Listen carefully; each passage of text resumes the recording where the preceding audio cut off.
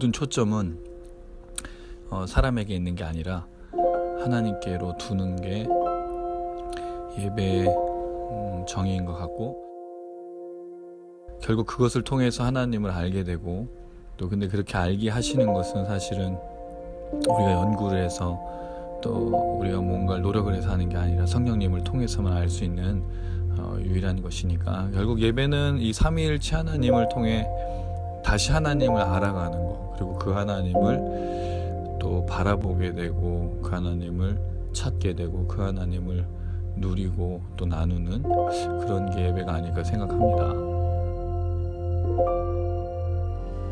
만나서 반갑습니다. 반갑습니다. 네, 오늘은 오랜만에 웃음이 넘치는 또 네. 그런 안주에서 또 이렇게 시작해서 기쁘고요. 참 피곤한 저녁 시간이지만 또 우리를 부르신 그 주님, 또 우리와 함께 하시는 이 귀한 시간, 우리의 찬양과 또 말씀, 또 기도 역사하실 그 주님을 또 기대합니다. 두려워하지 마시고 그 주님을 바라보며 주님이 이루실 그날, 주님이 이루실 역사를 또 기대하며 걸었으면 좋겠습니다. 개인적으로는 여러 또 하나님의 역사들이 또 보이기도 하고 또 기대도 하고 있습니다. 그러나 실제로는 또 주어져 봐야 되겠죠. 그러나 그 속에서 또 기대하며 또 나아갑니다. 영혼들을 만나고 영혼들을 불러주실 하나님, 그 일이 속히 일어나지 않는다 할지라도 하나님 분명히 구원의 역사, 잃어버린 영혼들 회복하는 역사, 우리 GT향 미니스트리를 통해 또 이 영상을 통해 또 사용하실 줄로 믿습니다. 주님을 기대하면서 함께 찬양하시겠습니다.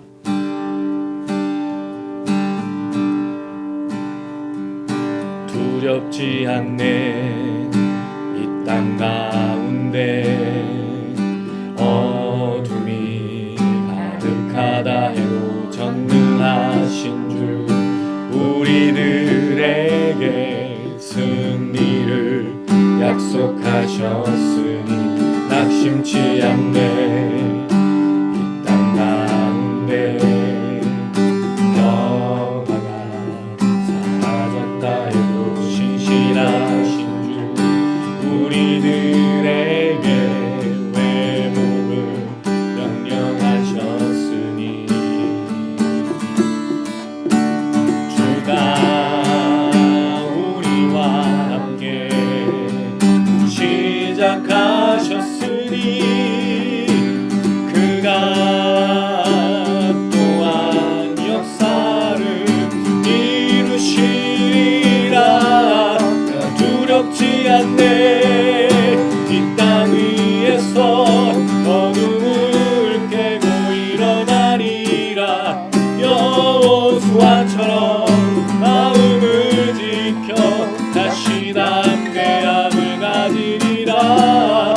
낙심치 않네 이 땅 위에서 다시 복음을 외치리라.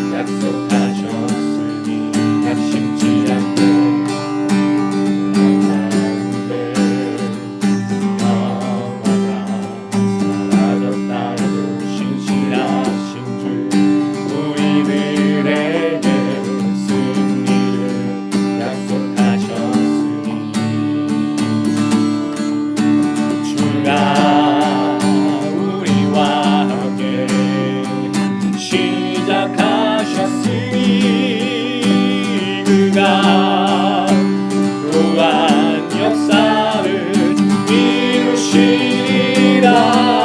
난 두렵지 않네. 이 땅 위에서 어둠을 깨고 일어나리라. 여호수아처럼 마음을 지켜 다시 담대함을 가지리라. 낙심치 않네. 이 땅 위에서 다시 복음을 외치리라. 다윗 왕처럼 보좌 앞에서 새로운 소망. 난 두렵지 않네. 이 땅 위에서 어둠을 깨고 일어나리라. 여호수아처럼 마음을 지켜 다시 담대함을 가지리라. 난 낙심치 않네. 이 땅 위에서 다시 복음을 외치리라. 다윗 왕처럼 보좌 앞에서 새로운 소망을 떠나. 난 두렵지 않네. 이 땅 위에서 일어나리라. 여호수아처럼 마음을 지켜 다시 담대함을 가지리라. 난 낙심치 않네. 이 땅 위에서 다시 복음을 외치리라. 다윗 왕처럼 보좌 앞에서 새로운 소망의 노래 부르리라.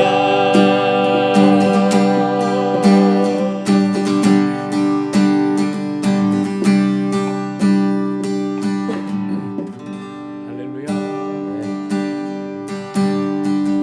내 앞에 주어진 매일의 삶을 살다가 보면 그곳에 날 향한 계획 섭리가 있다네. 매 순간 나에게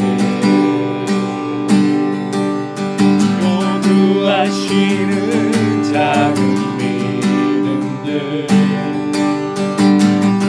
그곳에 날 향한 계획 섭리가 있다네. 지금 여기 계시면 말씀해 주시는 하나님 내 삶에 역사하시는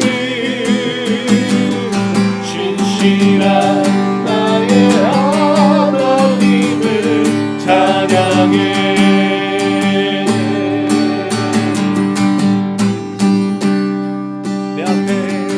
내 앞에 주어진 매일의 삶을 살다가 보면 그곳에 날 향한 계획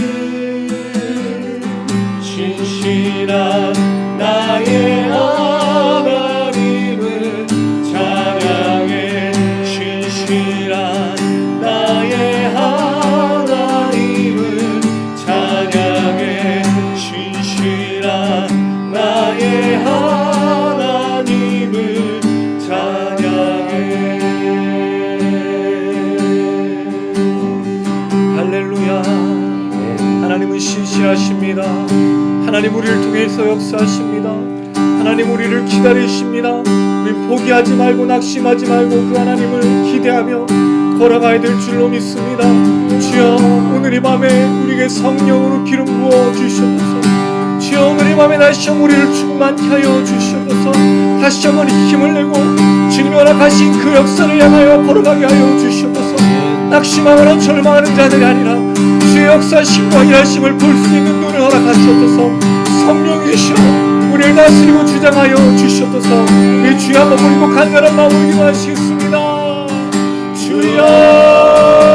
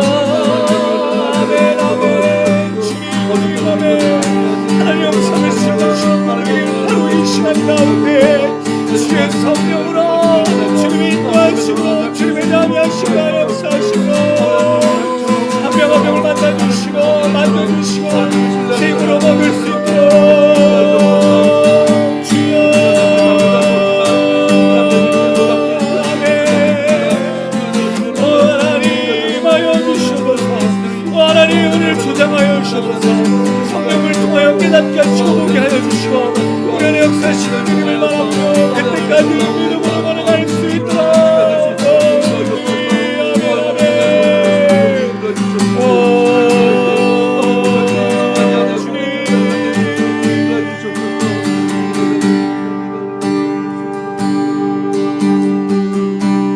네, 우리를 대표해서 최은영 사모 기도 부탁드리겠습니다. 하나님 감사합니다. 신실하신 주님의 이름을 찬양하고 아버지 신실하신 주님의 이름을 높이며 아버지 이 시간을 시작하게 하시니 참으로 감사드리며 나아갑니다. 하나님 아버지 우리가 부족한 입술이고 우리의 모양으로는 주님을 찬양할 수 없지만 그래도 하나님 아버지 우리에게 이러한 시간을 허락하여 주시고 장소를 허락하여 주시고 아버지 목소리를 허락하여 주시고 말할 수 있게 하심으로 하나님 주님의 이름을 높이게 하시니 얼마나 감사한지요. 하나님 아버지 우리가 드리는 이 찬양이 입술로만 부르는 찬양이 아니라 정말 저희 마음속 깊이에서부터 정말 신실하신 그 하나님을 찬양하며 신실하신 그 하나님을 기대하며 신실하신 그 하나님을 믿고 따라가는 귀한 이 밤이 될 수 있도록 주님 도우시고 인도하여 주시옵소서. 하나님 세상 사람들은 자꾸 어렵다고 하고 세상 사람들은 자꾸 아니라고 하고 세상 사람들은 자꾸 하나님 아버지 주님을 부인하라고 하지만 하나님 아버지 어떠한 환경 가운데에서도 주님의 역사와 주님의 시간과 주님의 계획을 이루시는 하나님 아버지 그 하나님 한 분만 바라보며 나아가는 아버지 저희의 인생이 되게 하시고 시간이 될 수 있도록 주님 함께 하시고 인도하여 주시옵소서. 그 가운데 하나님 아버지 주님을 찬양하며 말씀을 들으며 기도하며 나아가는 우리 주토양 미니스트리를 하나님 기억하여 주셔서 하나님 아버지 우리 목사님 또 단장님 하나님 웅이 형제 저 또 이곳에 있지 못한 여러 지체들 하나님 한 마음으로 하나님 아버지 주님을 바라보는 시간 될 수 있도록 도와주시옵시고 하나님 아버지 우리가 함께 모여 찬양하며 하나님 기도하며 말씀을 나누는 이 시간들을 사모함으로 하나님 아버지 영상을 통하여서라도 하나님 아버지 동일한 은혜로 아버지 앞에 나아가는 귀한 우리의 영상과 모임이 될 수 있도록 하나님 도우시고 인도하여 주시옵소서. 하나님 말씀 전하시는 목사님 붙잡아 주시옵시고 하나님 아버지 세상이 하나님 아버지 언어가 아니라 성령 하나님께서 주어주시고 성령 하나님께서 하나님 아버지와 간섭하시는 말씀으로 저희 가운데 그 놀라운 깨달음과 하나님 지혜를 허락하여 주시옵시고 듣는 저희도 하나님 아버지 귀를 막는 것이 아니라 깨달음과 아버지의 들리는 그 말씀을 아버지 깨닫는 지혜를 주님께서 부어주셔서 아버지 우리 안에 내주하시는 성령님이 반응하게 하시고 우리의 마음을 하나님 아버지 그 말씀 가운데로 살아가는 아버지여 그러한 걸음들을 걸을 수 있도록 힘을 허락하시는 귀한 시간 될 수 있도록 주님 함께하여 주시옵소서. 아멘. 이제 이 시간 하나님 아버지의 말씀을 들으며 나아갈 때 하나님 아버지 주님께서 그 가운데 함께하여 주시고 이 시간 마치는 때까지 하나님 아버지 주님께서 함께하여 주실 걸 믿고 이 모든 말씀 예수님의 이름으로 기도드렸습니다. 아멘.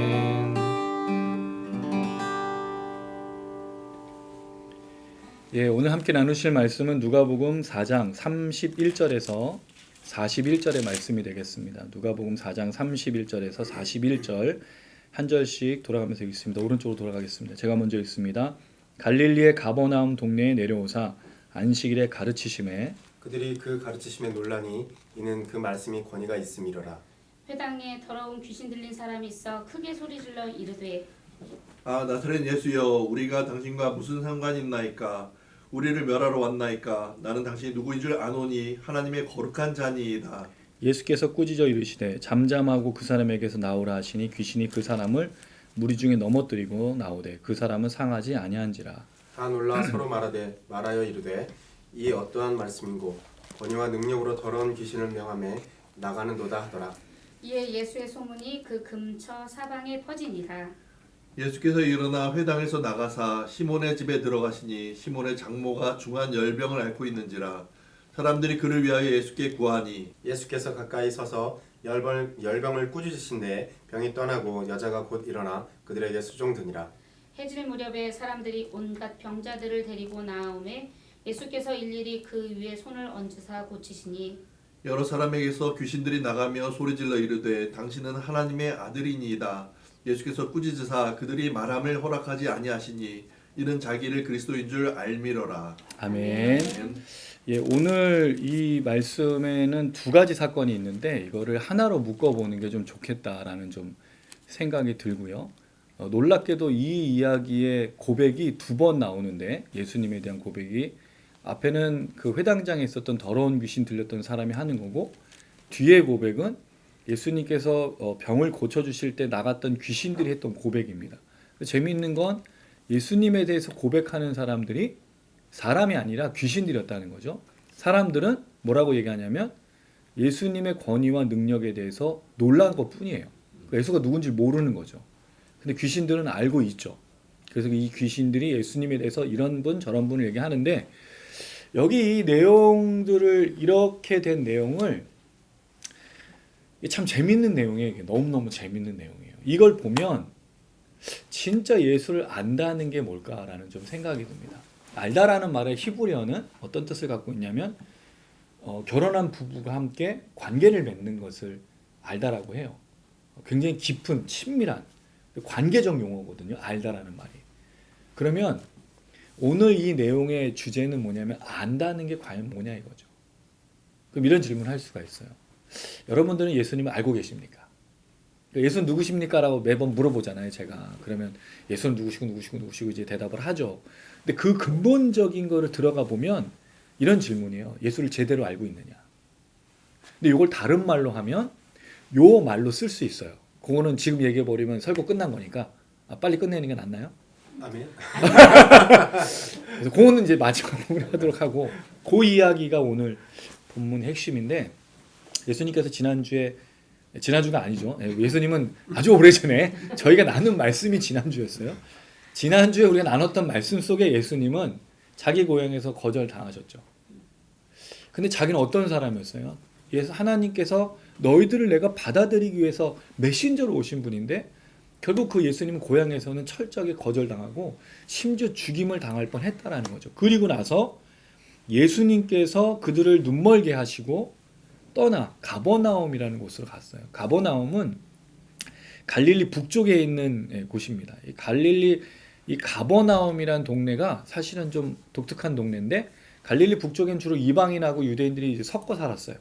근데 유대인들하고 이방인들이 다툼도 없는 그렇게 좀 잘 친목적으로 잘 살고 있어. 왜냐하면 동네가 좀 부유한 동네였거든요. 이하여튼 그런 가버나움이라는 동네가 있었는데 그 가버나움 동네로 예수님이 이동하신 거죠. 그때 안식일에 예수님이 가르치셨어요. 예수님 공생애를 시작하시면서 계속 가르치시는 사역을 합니다. 물론 병도 고치고 귀신도 쫓지만 중요한 사역은 가르치는 사역이었어요. 회당에 꼭 들어가셔서 가르치셨죠. 자, 32절 읽어볼게요. 시작.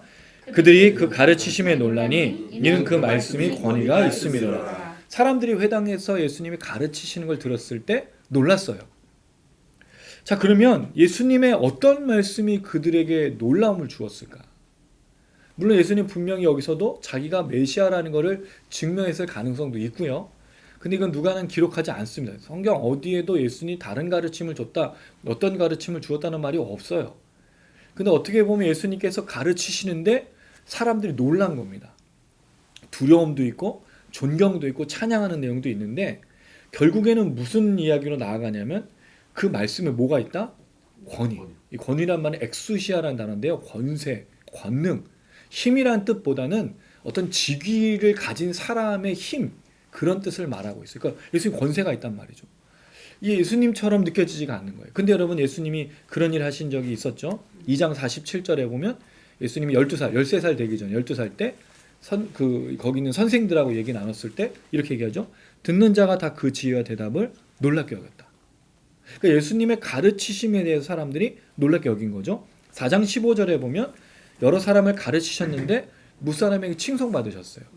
그리고 예수님의 가르침에는 놀라운 권세도 있고 칭찬도 받는 그 놀라운 무언가가, 근데 뭘 가르치셨는지 모르겠지만 예수님 가르치면 이런 게 있었다는 거죠. 근데 여기까지도 사람들은 예수가 누구인지를 모르고 있어요. 그럴 때 33절에 보니까 더러운 귀신 들린 사람이 회당에 있었어요. 이게 이상하죠? 회당에 누가 있다고요? 더러운 귀신 들린 사람이 있어요. 이게 있을 수 없거든요. 그럼 이 회당은 어떤 곳이냐? 그럼 이렇게 생각해 볼 수 있죠. 이 사람은 철저하게 숙였어, 자기를. 갑자기 귀신이 그때 뭐 발동했다. 아니면 이 사람은 어떻게 제어할 수가 없어서 거기 있었다.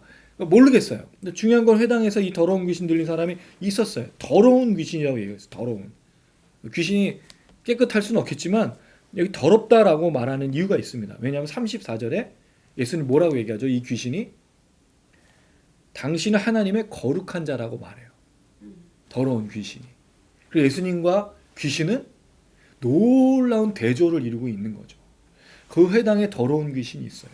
자, 이걸 생각해 보면 예수님이 가시기 전에 그 회당에 더러운 귀신 있는 사람이 있었을까요? 없었을까요? 있었죠. 그럼 거기 모인 무리들은 뭐였냔 말이에요.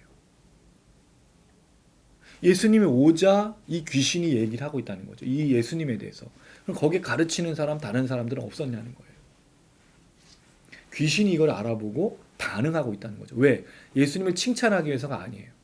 이 귀신이 이렇게 얘기하죠. 크게 소리를 지릅니다. 이 사람이 소리 지른 게 아니고 사실은 귀신이 소리 지르게 한 거죠. 그랬을 때 34절 읽어보겠습니다. 시작.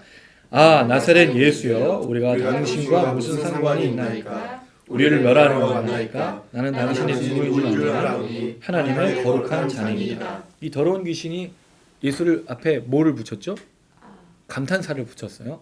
아! 아프다는 뜻일까요? 이 아가 무슨 뜻일까요? 아, 짜증나겠죠? 아, 왜 왔어? 이게 지금 더러운 귀신이 예수한테 하는 얘기예요. 아, 나사렛 예수요. 왜 나사렛 예수라 그럴까요? 여긴 가버나움이잖아요. 이게 되게 중요한 문제예요. 예수님 나사렛 출신이면 나사렛에 있고 내가 가버나움에 있으니까 오지 말라라는 얘기예요. 나사렛 예수요. 당신의 땅이나 있지 왜 여기 왔냐 이거예요. 내가 가버나움을 다스리고 내 땅이고 이런 식으로 얘기하는 거죠. 그래 여러분 예수님은 나사렛 예수로 국한되는 분이 아니시죠. 4장 18절 19절에 분명히 얘기하고 있어요. 나는 하나님을 보내신 사람으로 그 사람으로서 하나님 받아들여진 은혜를 전하러 온 사람이잖아요. 근데 이 사람이 이 귀신이 얘기하는 거죠. 당신 나사렛 예수이잖아. 당신하고 나하고 무슨 상관이 있어요? 여긴 가버나움이라고 이렇게 얘기하는 거죠. 그럴 때 당신과 나와 무슨 상관입니까? 이게 요한복음에 보면 예수님의 어머니가 그 물이 떨어졌을 때 그 자기 아들한테 떨어졌다 얘기했을 때 그때 예수님 하신 말이 뭐죠? 여자여 나와 무슨 상관입니까? 똑같은 단어인데 여기 상관이라는 말은 아예 없고요. 티스라는 단어는 이게 너와 나의 뭐냐? 이게 너와 나와 무슨 일이냐? 이런 뜻이에요. 그럼 정확하게 말하면 다른 번역서에는 뭐 간섭하지 말라라고 되어 있는데 none of business라는 거죠. 네 일이 아니라는 거예요. 근데 네 일이 아닐 수가 없지 이게. 예수님에게 있어서 이 더러운 귀신은 예수님의 일에 포함된 거예요. 왜? 예수님 분명히 말씀하셨죠? 뭐라고요? 4장 18절 19절에 나는 가난한 자에게 복음을. 그 가난한 자가 누구라고 설명드렸습니까? 예. 갇힌 자에게는 자유를, 눈먼 자에게는 다시 보게 함을, 눌린 자에게 또 자유를. 결국 마귀도 포함된 모든 것들을 포함하고, 그러니까 예수님에게 해당되니까 여기 온 거란 말이죠. 그랬을 때 이 귀신이 반응하는 거예요. 자, 여기서 이제 질문이 있습니다. 왜 귀신은 우리라고 했을까요? 이 귀신이 여러 명 했을까요?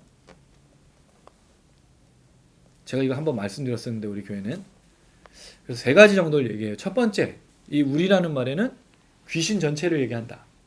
근데 그렇게 보기는 어려운 게 뒤에 나라고 얘기하거든요. 얘가 얘만 쫓아내요. 이 귀신만.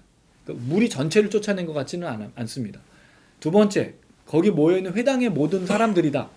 귀신하고 회당에 모이는 사람들을 포함한 거다. 근데 그렇게 보기는 어렵죠. 왜냐하면 귀신 뭐 쫓아냈으니까. 여기서의 중요한 우리라는 말은 이 귀신이 지금 누구의 소유권을 주장하고 있냐면 자기가 점령하고 다스리고 있는 그 사람을 지금 얘기하고 있는 거예요. 이게 아주 무서운 얘기죠. 이거 내 거예요. 내 거. 귀신이. 얘는 내가 소유하고 있는 거야. 그러니까 나와 상관이냐고 물어본 게 아니라 내가 소유하고 있는 이 사람도 내 거라고 말하고 있을 때 우리하고 당신이 무슨 상관이냐고 얘기하는 거죠. 굉장히 중요한 질문 아닌가요? 이 귀신이 이렇게 얘기하는 거예요. 아니죠. 예수님은 귀신하고는 상관이 없지만 그 영혼하고는 분명히 상관이 있죠. 왜? 그걸 위해서 오신 분이니까. 더러운 귀신에게 압제당하고 포박당하고 눌려있고 죄에 사로잡힌 사람을 위해서 오신 분이니까 이 질문은 잘못한 거죠. 어쨌든 귀신은 이 사람이 내 거라고 얘기하지만 절대로 그 사람 거가 아니라고 예수님 말씀하시는 거예요. 우리를 멸하러 왔습니까? 알고 있어요. 예수님 오신 목적을 알고 있죠. 왜? 이 사람에게 쫓겨나야 되는 거예요.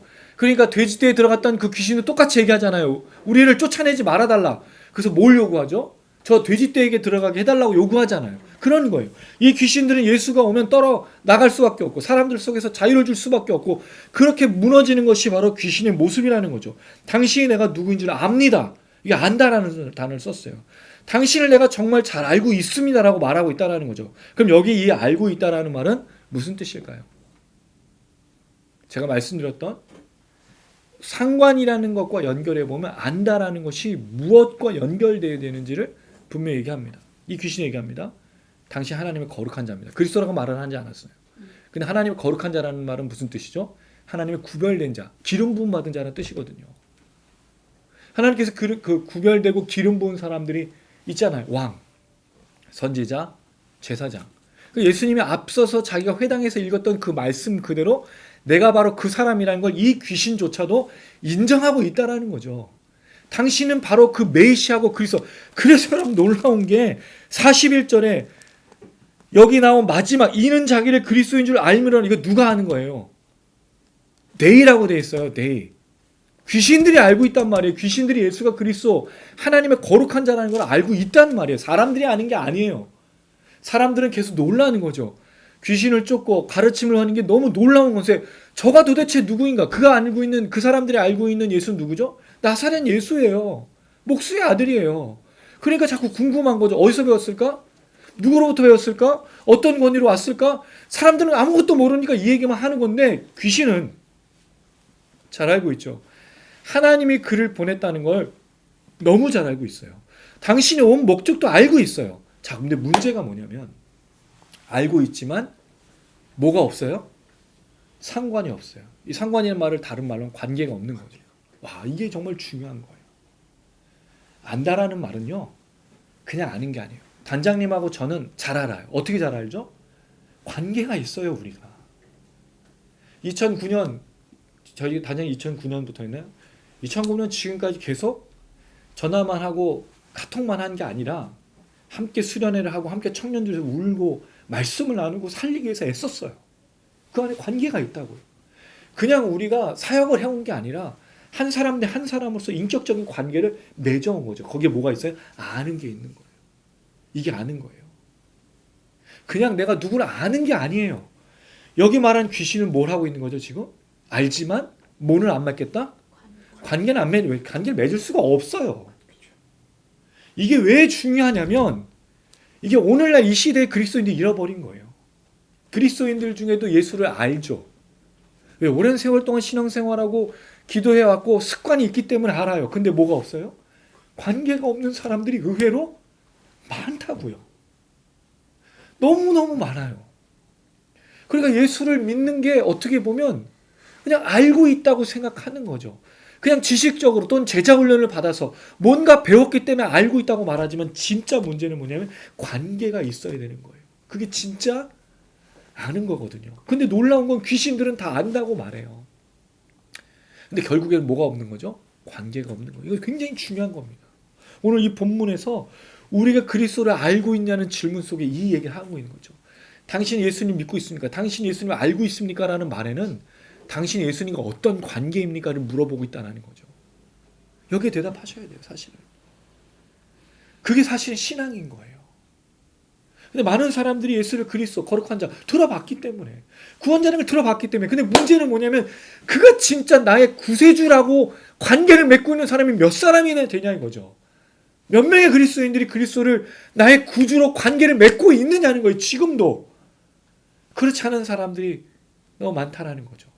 당신이 그리스도인데 내게 역사하고 내게 능력을 베풀고 내게 가르침을 베풀고 이 모든 것들을 줄고 알고 있지만 나와 당신 아무 관계가 없는 사람들이 더 많다라는 거예요. 그래서 사실 여러분 질문하셔야 돼요. 내가 정말 주님과 어떤 관계이냐를 질문해야 되는 거예요. 이건 부부간에도 마찬가지예요. 부부도 다 알아요. 부부가 결혼해가지고 아이도 낳고 그랬으면 친밀한 관계가 있는데 문제는 그 부부의 친밀한 관계가 유지되고 있냐는 거예요. 그럼 알고 있는 게 아니에요. 그리고 가끔 이런 얘기 하잖아요. 이 사람이 누군지 모르겠다.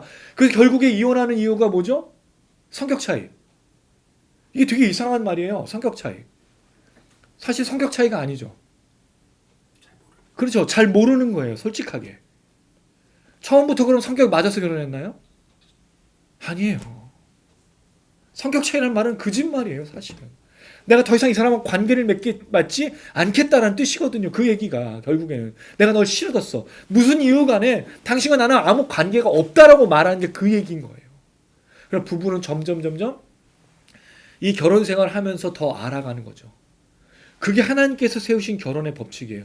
부모를 떠나서 하나를 이루어가는 거잖아요. 이게 여러분 하나 이루어가는 게 내가 아예 없어지고 그 속에 들어가는 게 아니에요. 나도 있고 그 사람도 있고 이렇게 교집합이 생겨가는 게 바로 부부인 거예요. 더 깊은 관계로 나아가는 거죠. 근데 사실 이게 성경에서 굉장히 중요한 게 뭐냐면 하나님과 우리 관계를 남편과 아내로 자주 표현하고 있거든요. 그 왜 그럴까요? 더 친밀한 관계 속으로 들어간다는 뜻이거든요. 근데 지금 이 귀신은 그게 없는 거죠. 아무 관계도 없다라고 얘기하는 거예요. 지식은 있지만. 35절 예수님께서 꾸짖어 이르시되 잠잠하고 그 사람이 나오라고 말합니다. 여기서 꾸짖었죠? 마지막에 41절 거기도 꾸짖어요. 이건 좀 이따 얘기 드릴게. 어쨌든 이 귀신을 꾸짖어. 조용히 해. 시끄러. 왜? 이 귀신하고는 예수님 관계가 없지만 누구랑 관계가 있어요? 귀신 들린 자에겐 관계가 있죠. 왜? 예수님 그걸 위해서 오신 거거든요. 그러니까 나가라 그래요. 귀신이 그 사람을 무리 중에 어떻게 하죠? 넘어뜨려 나오지만 모는 상하게 못한다고요? 그 사람을 상하지는 못하게 해요. 귀신에게도 힘이 있어요. 귀신도 능력이 있다고요. 귀신의 능력은 제한적입니다. 제가 지난번에 시험에 대해서 얘기 드렸죠. 성령에 이끌리셔서 시험 봤지만 귀신은 와요. 시험만 하고 또 가요. 그게 귀신이에요. 너무 많은 걸 부여할 필요도 없어. 또 이 지역의 귀신이 어쩌고 저쩌고 이렇게 얘기하는 분들이 그것도 말할 필요가 없어. 왜? 예수님 오시면 끝난 거예요. 이미 끝났어요. 귀신은. 뭐만 기다리고 있죠? 무적양으로 들어갈 날만 기다리는 거예요. 우린 주님의 은혜로 살아요. 그래서 교회에서는 귀신 얘기를 하는 게 아니에요. 마귀 얘기할 필요가 없어. 누구 얘기만 자꾸 하면 돼요? 예수 그리스도. 그럼요. 승리하신 그분, 자유를 주신 그분, 하나님의 은혜를 전하고 우리를 받아들이게 하신 그분의 은혜를 자꾸 이야기하면 되는데 귀신을 쫓는데 너무 많은 것들을 하는 교회들이 많아요. 그게 능력이라고 생각하는 거예요. 뭘 할 필요가 없어. 예수님이 승리하셨기 때문에 예수 얘기를 자꾸 하면 돼요.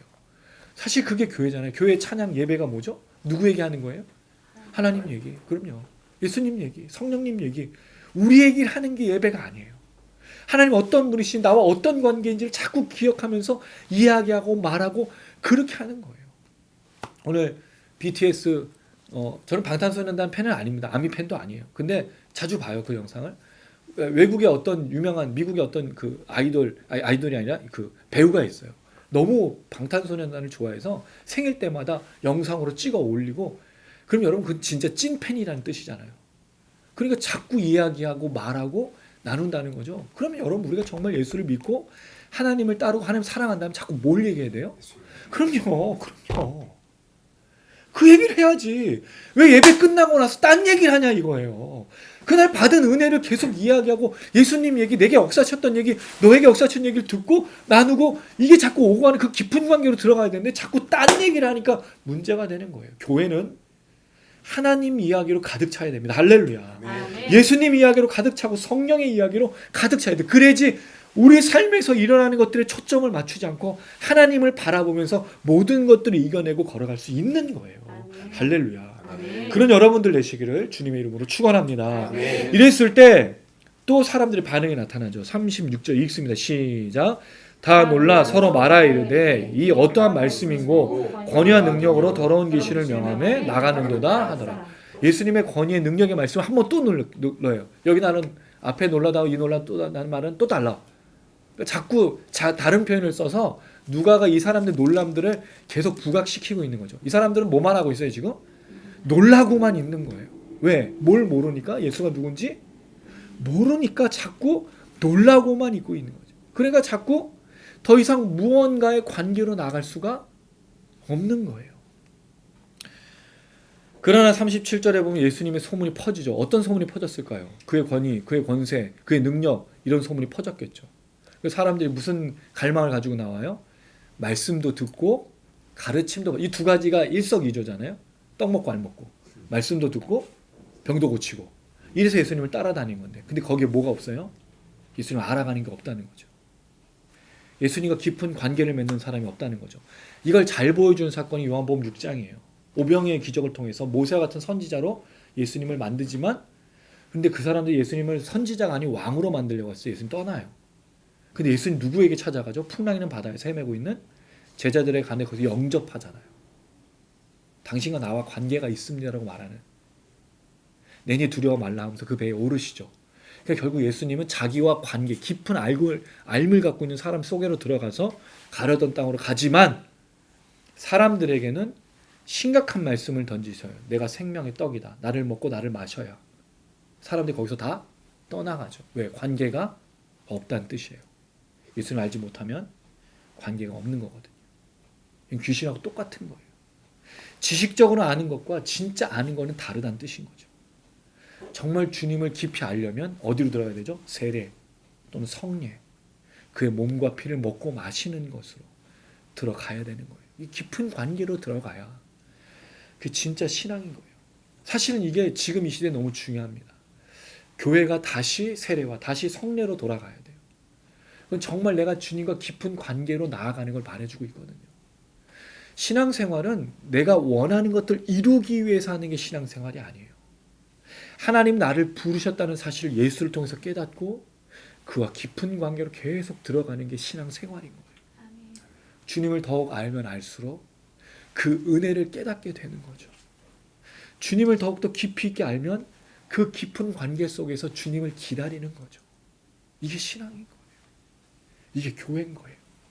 그리고 교회는 죄인들이 모여서 더 주님께로 깊이 있게 나아가는 사람으로 만들어지는 거예요. 근데 교회가 이걸 하고 있느냐? 예수님과 깊은 관계를 맺고 있는 사람을 만들어주고 있느냐? 그게 아니라 사람들의 병고침, 깨달음만 잠깐 주는 마치 뭐 어떤 중독자처럼 마약처럼 그런 걸 던져주고만 끝나는 게 아니에요. 우리가 할 일은 이 사람들이 정말 예수님과 깊은 관계로 들어갈 수 있도록 해주는 게 교회의 역할인 거예요. 멈추지 않게, 머무르지 않게, 거기서 끝나지 않게 주변에만 있다 가는 게 아니라 더 주님과 깊은 관계에 들어가서 예수님과 구주가 된 사람, 구주로 예수님 영접한 사람들이 함께 걸어가는 그걸 만들어주는 게 교회여야 된다는 거죠. 근데 많은 사람이 헤매고 있어요. 많은 사람들이 그저 교회 언저리만 왔다 가는 거죠. 왜? 그냥 던져주는 잠깐의 깨달음과 잠깐 던져주는 그 능력만 보고 가려고 하는 거거든요. 분명히 능력이 있으니까, 없는 게 아니니까. 귀신이 쫓겨나가고 병도 고쳐지니까, 은혜도 있으니까. 그러나 그게 끝이 아니라는 거죠. 그럼 귀신도 하는 거예요. 우리가 해야 될 건 정말 더 깊은 주님과의 관계로 들어가야 된다는 거죠. 그 사건 속에 다음 사건이 나오는데 마지막에 더러운 귀신을 쫓는 거 말고 그 사이에 무슨 내용이 있냐면요. 시몬의 장모를 고치는 사건이 나와요. 되게 정말 너무 중요한 거예요. 38절, 39절 읽습니다. 제가 38절, 그럼 39절 읽어주세요.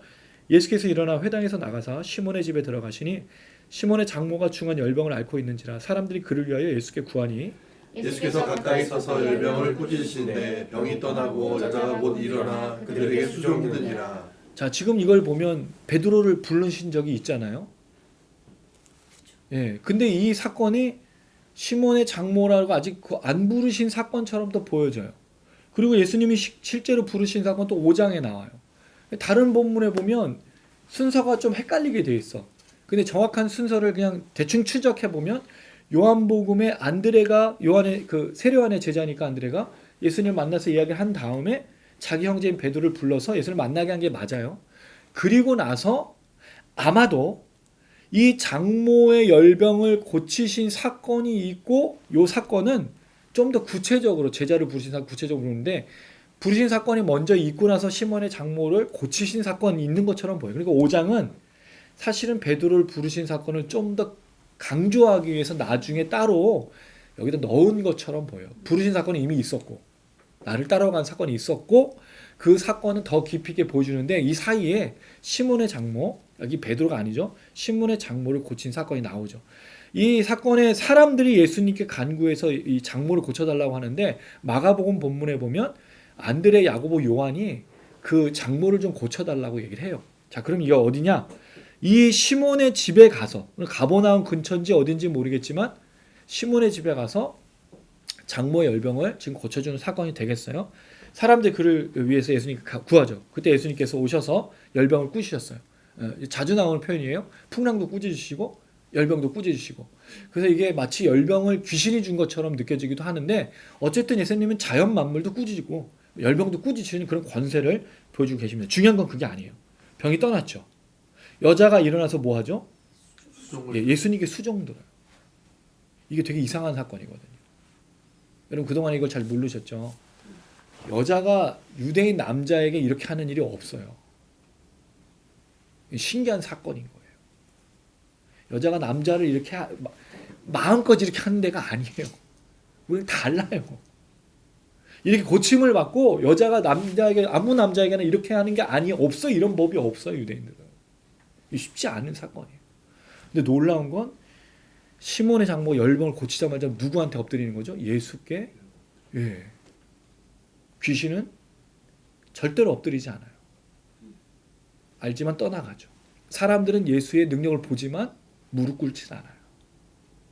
근데 이 여인이 아무것도 아닌 여인이에요. 그 당시에는. 여자는요.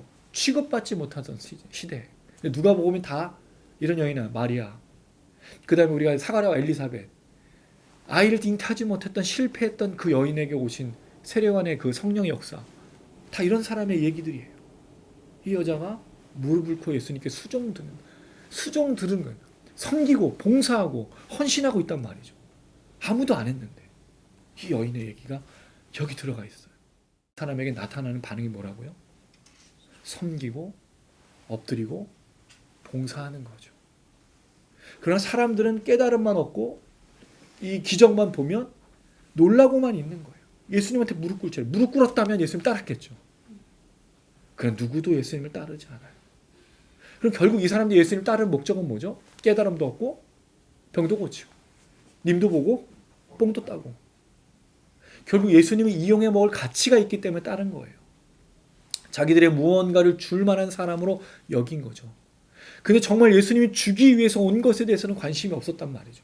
예수님 깨달음을 주기 위해서 온 게 아니에요. 예수님 병을 고치기 위해서 온 게 아니에요. 예수님 목적은 뭐죠? 가난한 자에게 복음을, 그들을 구원하기 위해서 오셨단 말이죠. 근데 여기 무릎 꿇는 사람이 없어요. 예수님 따르는 사람이 없다는 거죠. 굉장히 충격적인 거예요.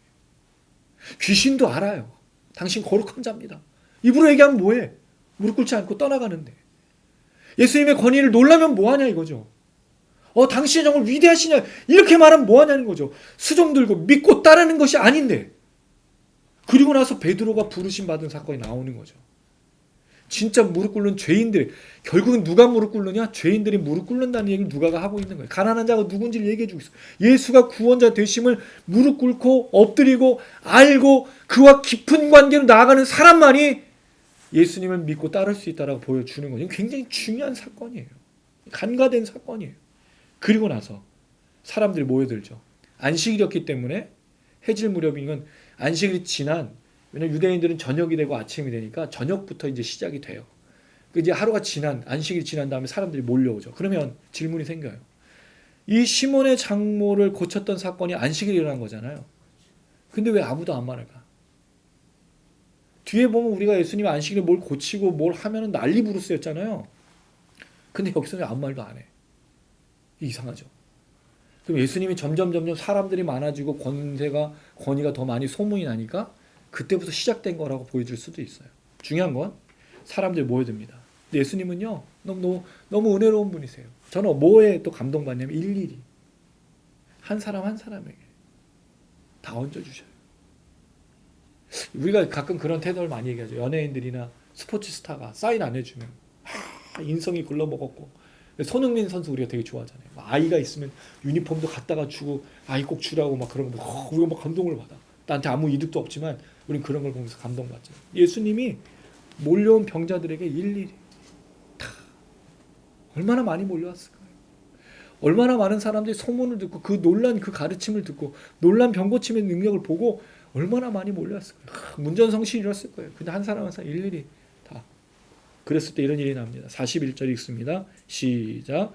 여러 사람에게서 귀신이 나가며 소리질러 이르되 당신 하나님의 아들이니이다. 예수께서 꼬지사 그들이 말함을 허락하지 아니하시니 이는 자기를 그리스도인 줄 알미로라. 귀신들이 또 얘기해요.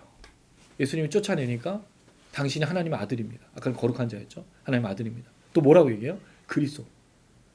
예수님 누구 정체가 뭔지 이 귀신들이 알아요. 그러면 예수님 왜 이 귀신들을 꾸짖었을까? 뭐 꾸짖은 것은 이제 나가면서 꾸짖은 것도 있지만 여기서는 말하지 못하도록 꾸짖은 거잖아요. 그럼 질문이 생길 수밖에 없어요. 예수님 왜 이 귀신이 얘기하는 거를 말렸을까? 왜 말렸을까요? 왜 귀신이 선포하고 왜 귀신이 이렇게 떠드는 거를 말렸냐 이거죠. 말하면 더 좋잖아요. 자기가 누군지 알려주면 좋잖아요. 근데 그게 아니에요. 왜? 귀신이 얘기하는 건 아까 뭐라 했죠? 관계가 없는 지식이거든요. 이건 진정한 신앙의 고백이 아니기 때문에요. 네가 말하면 안 되는 거예요. 이걸 듣는다고 사람들이 예수님 그리스도라고 하지도 않을 거고, 진짜 들어야 될 건 귀신에게 듣는 게 아니고 누구에게 듣는 거죠? 잘 고치고 가르친 사람들이 예수에게 무릎을 꿇고 당신이 그리스도가 하나님의 아들입니다. 이걸 누가 얘기하죠? 베드로가. 주는 그리스도시요 살아계신 하나님의 아들입니다. 언제요? 자기가 죄인임을 깨닫고. 그게 5장에 나오는 사건이에요. 이게 연결됐어 이렇게. 그냥 그리스도 하나님의 아들입니다. 가르침 이걸 깨닫고 또는 병 고치는 능력을 보고 우와 이게 아니라는 거죠. 자기가 죄인임을 깨닫고 내가 가난한 자라는 걸 깨달아야만 그 안에서 그 관계로 나아갈 수 있는 거죠. 당신 나의 구세주입니다. 당신 없이는 살 수가 없습니다. 당신만이 나의 구주시고 당신만이 나의 왕이십니다라고 말하는 그 관계를 이야기하고 인정하고 믿고 고백하는 사람들에게만 이 역사가 나타난다는 거죠. 그러니까 귀신들은 shut up, 말하지 말라는 거예요. 니네들이 말하는 건 고백이 아니기 때문인 거예요. 결국엔 죄인들만이 이 고백을 할 수 있다는 거예요. 그래서 여러분 이 두 사건이 이렇게 묶여 있어요. 그 사이에 누가 있다고요? 시몬의 장모가 거기서 수종을 들고 있다고요. 예수를 섬기고 있어요. 그리고 그 베드로, 시몬, 자기의 장모가 그렇게 나은 걸 본 베드로가, 물론 이 사건은 먼저 했었던 사건이지만 주는 그리스도의 살아계신 하나님의 아들이라고 고백하는 그 사건을, 자기가 죄인이라는 사건을 연결해서 말하고 있다는 거죠. 오늘 말씀 여기까지입니다. 말씀을 맺겠습니다. 나와 당신과 무슨 상관입니까? 귀신이 얘기합니다. 이건 사실 우리에게도 굉장히 중요한 거예요. 우리는요, 우리 하나님께 지난주도 얘기했지만 하나님께 화가 나 있어요. 아 짜증나. 나한테 왜 이러시냐고 도대체. 내가 얼마나 더 무너지고 얼마나 더 안 좋아지고 얼마나 괴로움을 당하고 얼마나 핍박을 받고 얼마나 어려워야 하나님 그대로 날 좀 자유롭게 하고 괜찮게 하고 언제 햇빛 뜨냐고 언제 좋아지냐고. 우리는 아마 그렇게 화가 난지를 몰라요. 아 나사렛 예수요. 내가 당신과 무슨 관계입니까 도대체? 이 말은 짜증나는 것도 있지만 내가 정말 관계가 있다면 이러시면 안 된다라고 말하는 것들로 들려지기도 해요. 지금 보십시오. 우리의 상황이. 코로나가 좀 잠시 좀 이렇게 나아지는 것 같지만 또 사람들의 감염이 계속 일어나요. 또 할로윈데이 뭐 난리, 또 뭐 클럽에서 뭐 난리 나고 그래요. 사람들은요 이 욕망을 주체할 수가 없어요.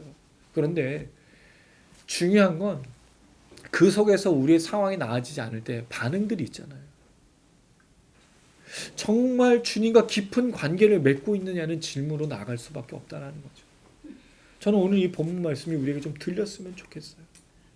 그리고 우리가 왜 예배드리는지 다시 한번 확인했으면 좋겠습니다.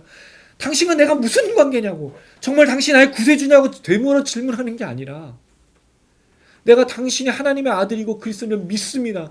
나와 하나님과 나와 당신과 이런 관계입니다를 신뢰하며 오히려 무릎 꿇고 수종 들고 섬기고 나는 죄인이고 당신은 구세주라는 걸 정확하게 고백하는 신앙으로 나가야 될 줄로 믿습니다. 이게 교회의 시작이고 부흥의 시작이고 우리 삶의 다시 시작인 줄로 믿습니다. 사실 이런 시간이 우리에게 너무나 중요한 시간입니다. 이재철 목사님은 코로나는 우리에게 하나님이 주신 좋은 계획, 기회라고 얘기를 하셔요. 이걸 통해서 하나님을 다시 바라볼 수 있으니까요.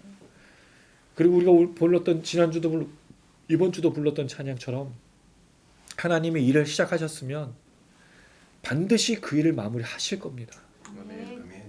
그리고 두려워할 필요가 없어요. 오히려 우리가 하나님께 나사렛 예수여 나와 당신과 무슨 관계입니까? 라고 말하고 싶은 그 마음 속에 오히려 나를 구원해 주신 그 은혜로 성령을 통하여 오히려 더 믿음으로 걸어가고 고백하고 끝까지 감당할 수 있도록 간구하셔야 됩니다. 그래서 우리 기도 모임이 중요해요. 우린 지금 현재적으로 모여서 우리의 은혜를 나누지만 영상을 시청하시는 분들은 다음 주 화요일이나 수요일 또는 목요일 날 영상을 보실 겁니다. 그러나 그 영상을 보실 때 현재가 여러분이 보시는 그 현재가 성령이 역사하신 시간이라 저는 믿습니다. 여러분들이 고백하시고 말씀을 듣고 깨달으실 때 아 나사렛 예수여 아 짜증나 나에게 왜 그러십니까가 아니라 나를 구원해 주신 주는 그리스도시요 살아계신 하나님의 아들 가난한 자 죄 지은 자 죄인에게 찾아오신 주님과 나와 너무 깊은 관계가 있습니다. 더 깊은 관계로 나아가고 싶습니다. 예배를 회복하고 기도를 회복하고 삶을 회복하는 그런 일들이 나타나길 소망합니다. 아멘. 먼저 우리 치토형 미니스트리 우리 단장님이와 모든 지체들에게 영상을 시청하시는 분들에게 이 은혜 나타나길 주님의 이름으로 축원합니다. 아멘. 예, 우리 또 말씀 들은 대로 같이 또 기억하시면서 찬양하시고 기도하면 좋겠습니다. 예수를 정말 깊이 생각해야 됩니다. 이런 시기가 되고 어려움이 생기면 더 예수를 깊이 생각해야 됩니다. 예수의 고난을 생각하라는 게 아니라 예수가 누구이신지를 생각하는 겁니다. 아 나사렛 예수의 나와 당신과 상관이 없다고 말하는 귀신들의 지혜가 아닌 정말 참 지혜, 참 암, 예수님과 깊은 관계로 더 나가야 될 줄로 믿습니다. 우리 그 주님을 기억하면서 함께 고백하시겠습니다. 주와 함께 못 박히고 이젠 더 이상 내 삶 아니요 오직 내 안에 살아계신 예수 위에 사는 것이라 나 이제 육체 가운데 살아야 할 이유 있네 끊을 수 없는 그 사랑이 나를 살렸네 알고리의 그 사랑 내 안에 오직 예수 내 자랑 오직 예수 살아도 주를 위해 죽어도 주를 위해 주 오실 그날까지 십자가 붙들고 살리 고난의 끝에 찾아올 영광 위에 주와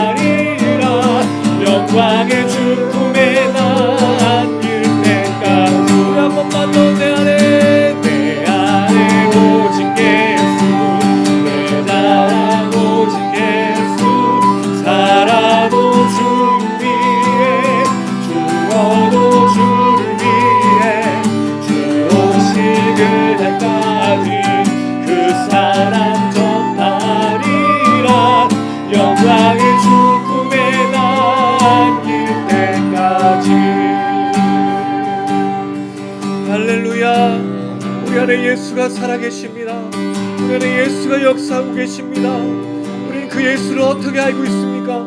어떤 관계를 맺고 있습니까? 이 코로나의 상황에서 주님을 잃지 않고 놓치지 않길 원합니다.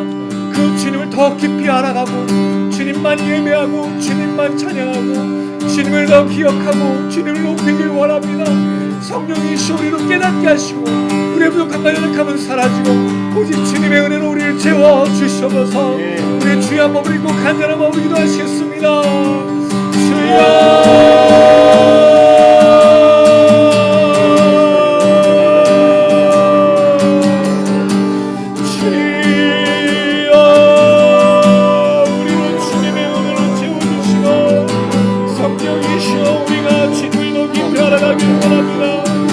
깊이 주님을 바라보길 원합니다.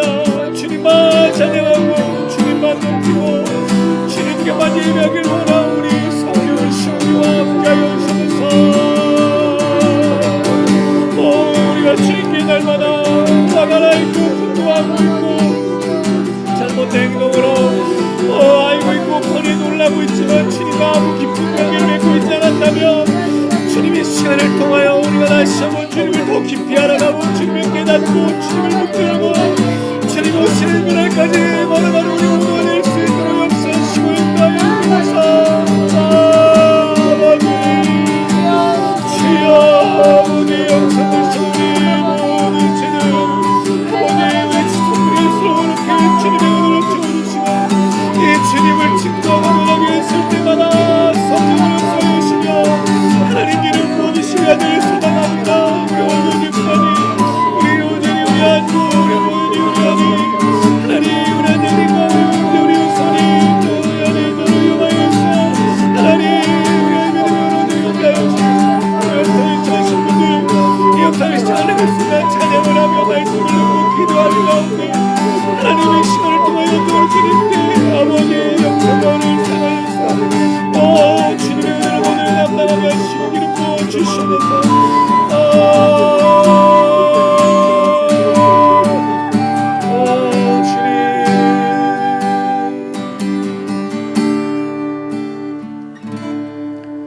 살아계신 하나님 아버지 우리가 주님을 알고 있다고 말하지만 일어나는 많은 일들로 인하여서 짜증나 당신과 내가 무슨 상관이 있습니까?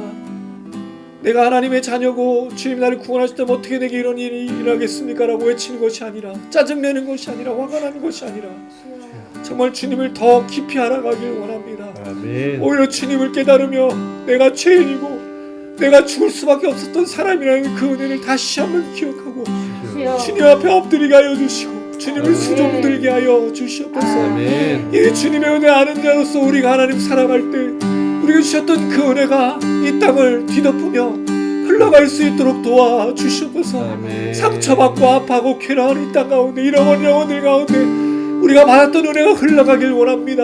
우리가 선포하는 찬양과 우리가 부르짖는 기도와 우리가 깨달은 이 말씀이 그들에게 들려져서 그들이 단지 아는 지식으로 끝나는 것이 아니라 귀신과 같이 알고 있는 것이 아니라 주님과 깊은 관계로 나갈 수 있도록 주여 우리를 사용하여 주시옵소서. 지태학 미니스트를 그렇게 사용하시고 부르신 줄로 믿습니다. 주님이 시작하신 역사이오니 이것을 이루어주시고 하늘에 가장 합당할 때 우리를 사용하셔서 주님의 역사만 늘어나게 하여 주시옵소서. 또 하나님 우리 가정을 의탁합니다. 무너진 우리 가정들 상처받고 아파하는 우리 가정들이 주님의 말씀으로 다시 한번 회복되어주고 치유되어주고 예수님을 더 깊이 알아가고 그 주님과 더 깊은 관계로 나갈 수 있도록 주여 축복하여 주시옵소서.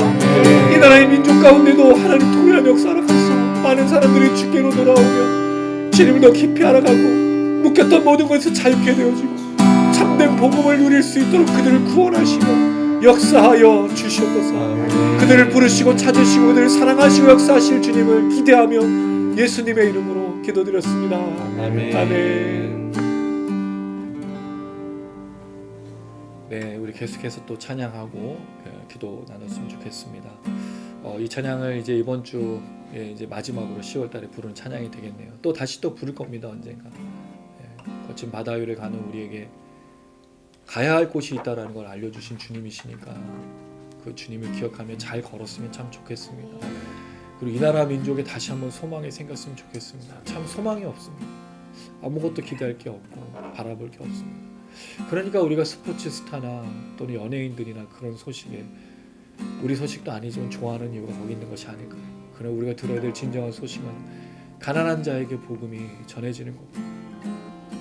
갇힌 자가 자유케 되고 눈먼 자가 다시 보게 되고 눌린 자가 또 자유케 되는 그런 은혜가 나타날 줄로 믿습니다. 그 길을 걸어갈 때 하나님께서 우리에게 역사하실 줄로 믿습니다.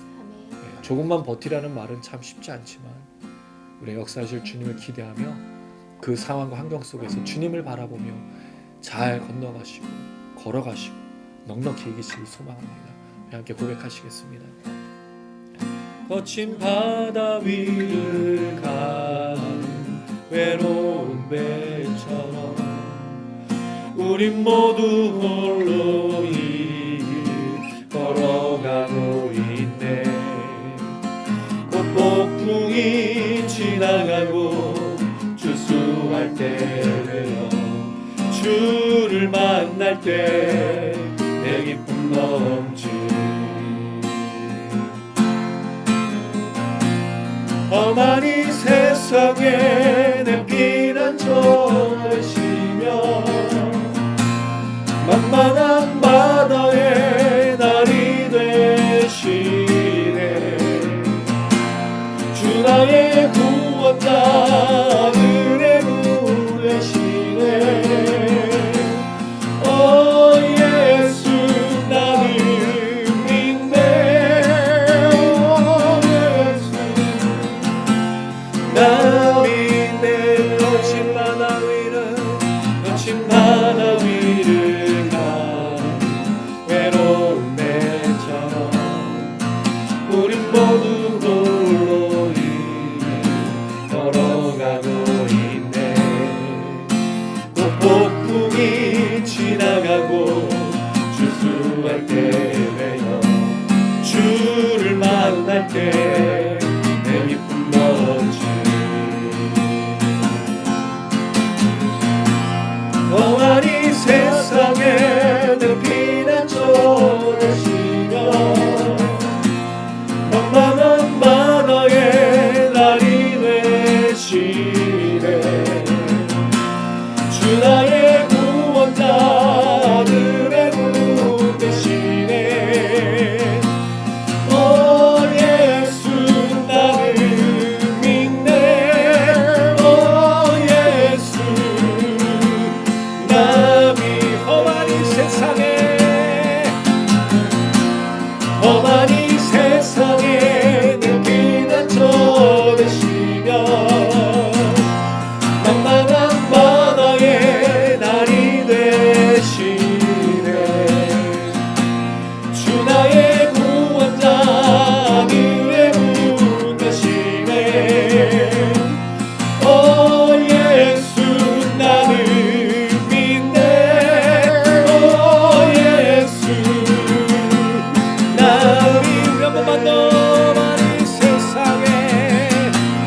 험한 이 세상에 내 피난 저되시며 만만한 바다에 날이 되시네. 주 나의 구원자 하늘에 무 되시네. 오 예수 나를 믿네. 오 예수 험한 이 세상에 험한 이 세상에 내 피난 저되시며 만만한 바다에 날이 되시네. 주 나의 구원자 하늘에 무 되시네. 오 예수 나를 믿네.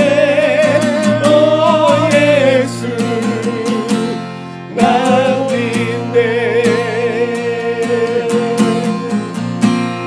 험한 이 세상에 내 피난 저되시며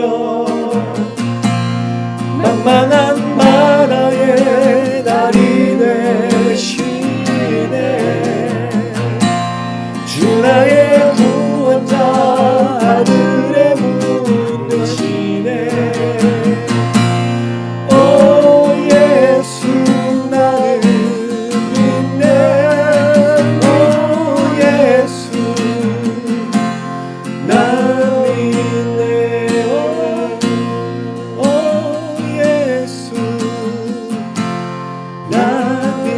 소중한 너 예수 나님의 할렐루야. 여러분 예수님 믿으시죠? 예수님과 함께 끝까지 걷길 원합니다. 주여 우리의 다리를 놓아주시고 이 풍랑을 걸어가게 힘을 주시옵소서. 주님 우리를 치유하시고 회복하여 주시옵소서. 낙심한 우리의 모든 것들 가운데 새 힘으로 걸어가게 하여 주시옵소서. 성령이시여 능력과 권세를 우리에게 허락하여 주시옵소서. 주님과 동행하며 이 모든 것들 이겨내며 걸을 수 있는 믿음의 역사, 간증의 역사 풍성하게 하여 주시옵소서. 우리 주여 한번 부르고 간절하고 기도하시겠습니다. 주여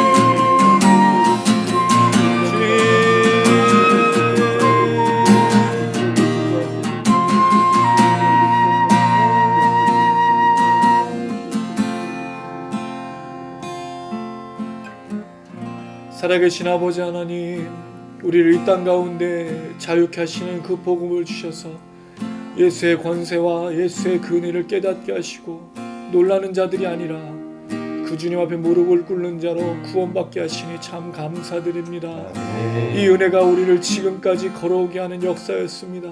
이제 주님 다시 한번 그 은혜로 이 어려운 시대 속에서 믿음으로 걷길 원하오니 주여 우리와 함께하여 주시옵소서. 하나님 우리에게 힘이 필요합니다. 우리에게 믿음이 필요합니다.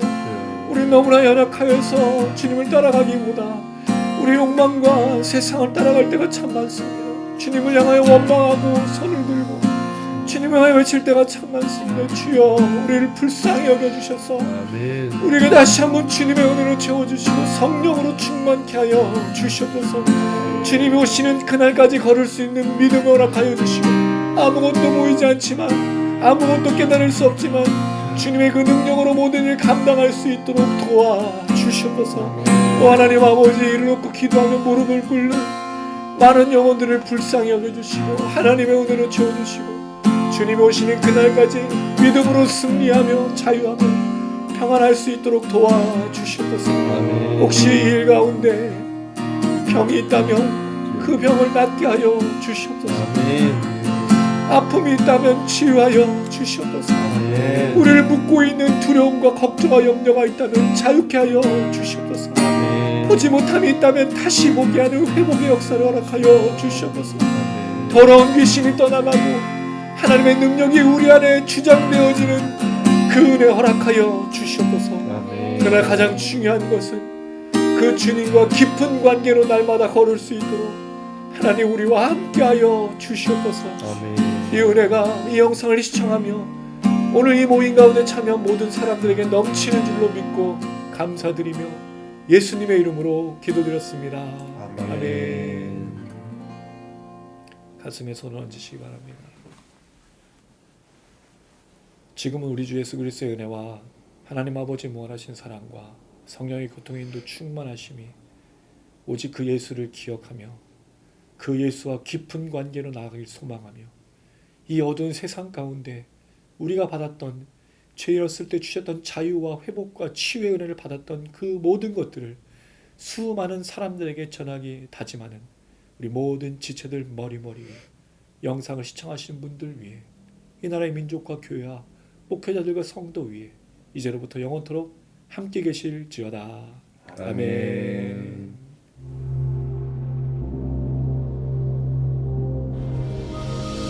하늘에 계신 우리 아버지여, 이름이 거룩히 여김을 받으시오며 나라의 임하옵시며 뜻이 하늘에서 이룬 것 같이 땅에서도 이루어지이다. 오늘날 우리에게 일용할 양식을 주옵시고 우리가 우리에게 죄 지은 자를 사하는 것 같이 우리 죄를 사하여 주옵시고 우리를 시험에 들게 하지 마옵시고 다만 악에서 구원하옵소서. 대개 나라와 권세와 영광이 아버지께 영원히 있사옵나이다.